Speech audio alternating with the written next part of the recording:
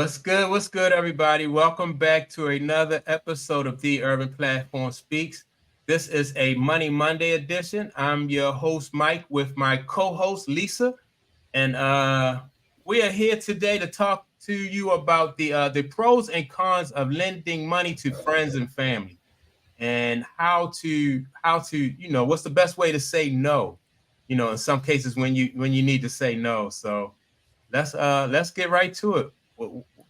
What are your thoughts, Lisa? Yeah, that's a kind of it's a double-edged sword, that one, Hmm. because, especially like, okay, for example, if you have children, right? So Hmm. you have a daughter. I had two boys. Sometimes, with the story that we did in the last show about, Larry Johnson and losing it on, your nephew asked you to buy him some very expensive tennis shoes, right? So, Right. you know, the great thing about that is you taught him a lesson about money, Hmm. and so he has to go out and get those himself. The bad thing about if you would have given in is sometimes people look at you as a walking ATM, right? Yeah. Right. Right. So, your children are one thing. You have to teach them lessons, and yes, as a parent, I know that a lot of times, the bumper sticker, try to rob me, I have no cash because I have teenagers, is true. Yeah. Yeah. Like, Right. Yeah. but nowadays, cash, a lot of people don't carry cash, but you can, doesn't matter. You can be like a walking ATM to some friends and Yeah. family. Yeah. That's true. So now I've been in this situation several times, and I've gotten burnt more often than not, especially with lending money to family.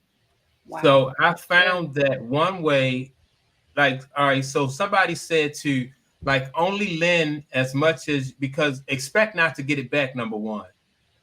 So only lend as much as like as much as you don't mind losing. Like, so somebody may ask you for like, say, like, if they ask you for $500, and so you say, no, I can't lend you 500, but I do have 100. So because if they don't pay the $100 back, then hopefully the relationship won't be affected by like a small amount of money like that. So I thought that was a good suggestion. That's a good point. That's Yeah. kind of the same kind of idea in investing. Just, Hmm. even if you're doing a crowdfunding thing, or you're on a platform that allows you only invest as much as you're willing to lose. And that is probably the number one uh, statement in investing or lending money to anyone, is Right. only lend as much as you can lose. So I Right. agree with that for sure. Yeah, yeah. I thought that was some good advice. And so now I put that to use. Or another way, what I would do is I would try to get them to like maybe like invest in something. Like, I want to know, like, if you want to borrow some money, like, what is it for? Um, Sometimes people, they might want to tell you, they may want to tell you, they may not, but I just think that, like, I just want to, see people investing and spending their money wisely. But Or yeah, your money wisely. yeah, yeah, yeah, my money. Yeah. And so Excuse me. So I agree with that. And in Mhm. my, I kind of researched a couple of pros and cons about this topic, Okay. Mike. So Okay. I think some of the pros are that you get favorable interest, if not no interest, right? With family, right? They don't, I've heard stories of family that charge them, prime interest and stuff like Oh, that for okay, their yeah. money. But for the most part, you get favorable interest, if not no interest, right? Your Mhm. family's like, look, man, just take the $100 or whatever we can give you, you know, no problem. You don't Right. pay interest. So that's a pro. The Okay. second pro is that, you can have flexible payment terms that may not be Mhm. like a bank would give you, right? So just Mhm. pay, most people pay me once a month, or pay me back whenever you can, or I'm going to give you 6 months or a year, no interest, just pay me, make small payments. That's great, because if Yeah. you're responsible and you want to do right by the people who lent you the money, then you will take their on their flexible payment schedule, and do the best that you can and pay them back, right? Okay. The third thing that I found is that it can actually strengthen the bond between the person. So obviously, if you're the lender, Mm-hmm. you can feel good about lending, especially if you know where it's going or they need it, badly, and you're able to help them. That helps make you feel good, and that helps them feel good because Uncle Mike got me out of a bind, right? Right. So, Yeah. and you're like, there's like a little bit of mutual respect or going on there, right? So that's Mm-hmm. the great side of acting like a bank to your family. Now, here, as Right. you mentioned, there's the downside. Right. Yeah. It can damage a relationship, really. I mean, like you said, you've been burned by family more Mm-hmm. often than not. And so now that's left a taste in your mouth that, hey, man, I love you, Mm-hmm. but you don't, you, I gave you my hard earned money and you didn't have the respect for me to Mm-hmm. even pay me back, not even half, not even a third. You just didn't even bother. Right. So that now in your head, as much as want to be a forgive and forget person, you don't forget that Right. that Right. money is now gone, right? And that Right. Yeah. person is kind of damaged a relationship. So that it says, I saw something about a 2022 creditcard.com report Mm-hmm. that surveyed some people and said 42% of those people experienced a negative family response because they Mm. were stiffed Oh. by their relatives or their own friends and family Yeah. after lending money. Yeah. Yeah. I can. Yeah. I can definitely see that. I can identify with that. I think that. Yeah. That's definitely true. I know that. Let me see. But I think also. Now I was also told to have the person like draw up a business plan. Like for instance, one of my nephews, he drives trucks. So he wanted to get his own truck and he came to me for $5,000. So I was like, you know, what I should have done, I thought, well, I found out later on is maybe like have him draw up a business plan and then I can look at the business plan and kind of see like, number one, if he's serious enough about it. Number two, how good is his planning? Is he organized and stuff like that? But That yeah, is point number three. Um, okay, yeah, so I'll just skip to point number three, and I'll go back to point number two. No, point number three okay, is you don't have any clear terms. So hmm, getting the business plan would have been part of those terms. You right, putting it in actual writing and maybe even going as far as getting it notarized. hmm, Now it creates a contract between you and your family member. It was your nephew, right? So it right, creates a contract between you and your nephew that says, hey, there are some stipulations. You can have my 5,000, but I need mhm, to see a business plan, and B, we're going to write this up just like if you were kind of like at a bank and we're going to go get it notarized because my money is important and I know it's right, important to you to grow your business, but if you don't pay me, then there are consequences, hmm, right? yeah, So yeah, some people won't go as far as that. They'll do it on a handshake, they'll do it on a right, verbal, and if it's a significant amount of money and hmm, you don't have a contract, it's not on the lendee, it's on the lender. That should have been yeah, your responsibility to put that together. If it yeah, was like $5,000, that's a lot of money. I would oh have, yeah, definitely drawn something up. hmm, That's just me. But I've had business partners rip me off for double that. So, yeah, and we had yeah, a contract. So at the very minimum, at least it lets that person know when you draw something up officially, it lets that hmm, person know, hey, I love you, but on no uncertain terms, am I willing to just bet on your business without you doing some upfront homework? right, yeah, Show me that business plan. And if I like it, then you're going to sign the contract yeah, and it's going to stipulate when those payments are due, how those payments are, if I'm charging you any interest, blah, blah, blah. Does that right, make right. sense? Oh yeah, absolutely. Because isn't that the same way like banks do it? Like when banks want you to bring them a business plan, Yeah. And so now I just tell people, like, I just tell them flat out no, because I'm not I'm not in the business of loaning people money, so I'm not good at it. So yeah, Good for I just, you. yeah, I'm not a lender, so no, you got the wrong person. But it took me a while. I had to get burned a couple times before I just that determination and that, I don't mind telling people no now. Well, I think that's a great Yeah. point. It goes to point number two. So when you've Okay. been burned by family, Mm-hmm. it creates tension. Yeah. It creates tension. I mean, it kind of contributes to number one, it's a damage to the relationship, but now you have this added tension in there as Mm-hmm. well.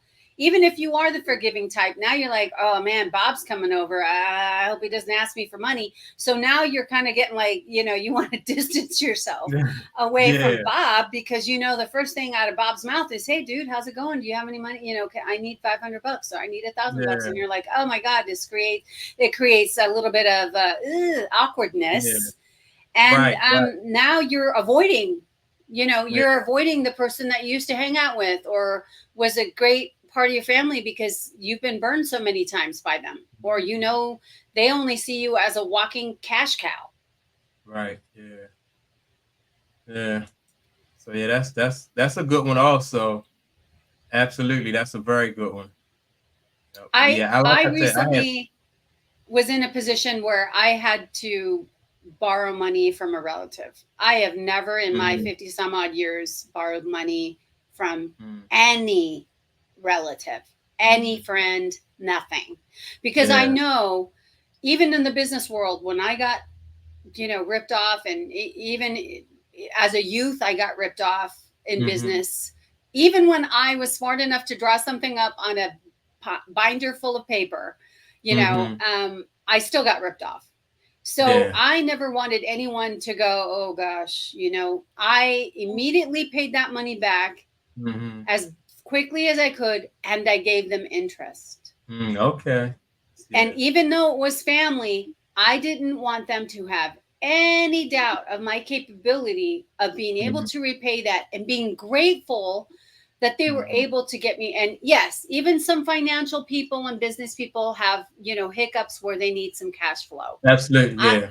I'm not going to pass myself off as I'm not a guru by any means, but Mhm, there have been times, where I've had to say, okay, I don't want to do this, but I'm going to. And they were more than gracious to help me. And I yeah. graciously paid them back in on time and with interest that wasn't asked for, because I Mhm. didn't want anybody to be that Right. with Right. me, Yeah. right? So Right. Yeah.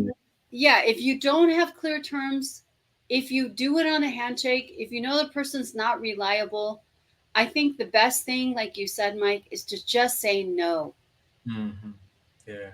Yeah. Because yeah, it's. I think you're right. Like the best thing is to just say no, because I'm the same way you are. Like I hate to even be to borrow money from people, because I know, I just think that, I just think that it just makes it can make the relationship awkward. So I hate to borrow money too. But when you do have to borrow money, like a person like yourself, like it's hard to identify people like you. You know what I mean? Like if everybody who borrowed money paid it back with interest, then it wouldn't be no problem. But most of the time, most people, it's just so hard to identify a person that that really respects the limb that you're going out on um to lend somebody some money. And that I agree. I mean, they're taking a chance on me and they're family. Okay. And so, hmm these are people I love and care for and vice versa. And I don't want to blemish that love by not right. paying them back on time and not showing my appreciation by giving them a little something, something on top, even when they didn't ask me for it. That doesn't make me Mother Teresa. It just makes me cognizant of that my Right. relationship with them is way more important than me skipping out or being stingy or whatever. If I can give them extra, I give them extra, and there's no question. Yeah, You know what I mean? that's an excellent point. Yeah, definitely. Yep. Yeah. So Yeah, I think those are excellent points. Um, it's it's like when it comes to family and friends, though, that is just a situation that a lot of people, on the one hand, you feel obligated to help, your family and friends because you want because of that love for the family, you want to see them do better. You want to put them in a better position, but then they don't always show the appreciation like you do. So That's true, and like you said yeah. earlier, unfortunately, those hardest. I mean, I hate to say this, but sometimes the people that kind of take advantage of you in the course of their love for you can be family first and foremost. Hmm. They can be family, Yeah. and then and sometimes it can be the friends that you value and love, that when it comes to money, um, you know the, and I'm also speaking from obviously having to have swallowed my pride and Hmm. asked for money as somebody who has never asked for money in her life. I had to swallow my pride. And Hmm. that was even more of a lesson to me, like, well, I got to swallow my pride. And I'm Hmm. also going to make it up to them for taking a chance on me to pay that money back. And if people put themselves in that reverse situation, if they were lending Hmm. money out to someone and that money never came back, how would they feel about that relative afterwards? Would they Hmm. avoid them? Would they want to talk to them again? Would they bring up the money? So unless people Yeah. reverse the situation, they're never going to really know what it's like to take a chance on someone, and they're not going to know what it's like to disappoint them and themselves. Yeah. Mm. Yeah, that's a good point. Yeah, and so let me see where I am with it. I like I said, I have lent like all of my sisters, I lent all their kids money. So now that they haven't paid me back, I don't have to worry about nobody asking me for any loans because they already know they burnt that bridge. So, I'm That past is that. an But excellent yeah. point. That is a great And so point yeah, too. The Bank of yeah, Mike as permanently closed for you. So yeah. I'm like, yeah. kudos. So I can't wait to tell them like you didn't pay me back the last loan, so I would just be foolish to lend you any more money. So yeah, Yeah, you can definitely. use the whole. There are no bank bailouts for the Bank of Mike, so you ain't getting any more bailouts from me. Yeah, yeah, yeah. So yeah, that bank is closed. And I'm not a lending professional. I don't know how to collect like these big lender professionals do, and I don't know how to vet like they do. So I just stay out of that lane.